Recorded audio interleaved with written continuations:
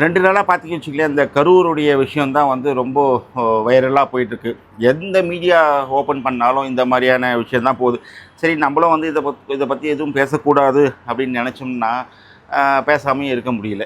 இந்த பதிவு பார்த்தீங்கன்னா, அரசியல் சார்ந்தோலாம் கிடையாதுங்க. என்னுடைய தனிப்பட்ட உடைய எண்ணங்களை வந்து உங்ககிட்ட பகிர்ந்துக்கலாம் தான் வந்தேன் நான். இப்போ விஜய் பார்த்தீங்கன்னா, அவர் வந்து இருந்த இடம் வந்து அவ்வளோ ஒரு ஒரு உச்சாணி கொம்புன்னு சொல்லுவோமே, அந்த இடத்துல இருந்தார். அந்த இடத்தெல்லாம் விட்டுட்டு அவரும் வந்து ஏதாச்சும் செஞ்சிட மாட்டோமா ஜனங்களுக்கு அப்படின்ற ஒரு இன்டென்ஷனோட தான் வந்து பாலிடிக்ஸ்குள்ளே நுழைஞ்சார்.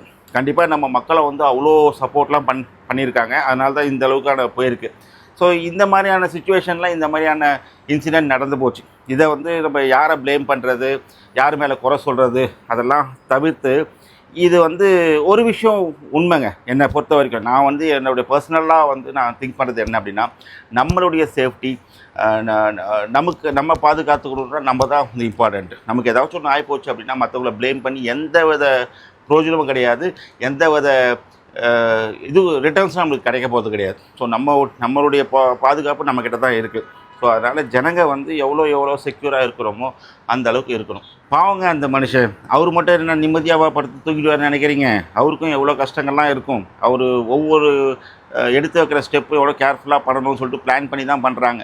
அந்த மாதிரியான டைமில் வந்து இந்த மாதிரியான இன்சிடெண்ட்டும் அவருக்கும் மிகப்பெரிய அடி.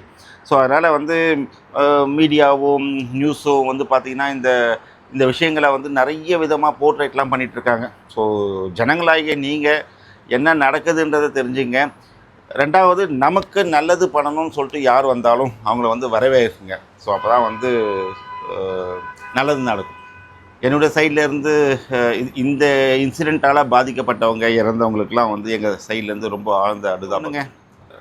எல்லாரும் வந்து சேஃப்டியாக இருங்க. எங்கே போகிறதா இருந்தாலும் சரி, நம்ம சேஃப்டி நம்ம கையில் மட்டும்தான். நல்லா ஞாபகம் வச்சுங்க, நம்ம சேஃப்டி நம்ம கையில் மட்டும்தான்.